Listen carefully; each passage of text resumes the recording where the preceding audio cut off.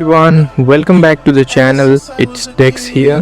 Today I'm excited to present top fonts favored by AE editors part 2.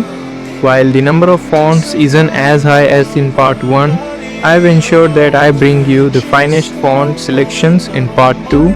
Utilize these fonts to unleash your creativity. I'll share the XML file once we hit our like target. So without any more delay, let's start the video.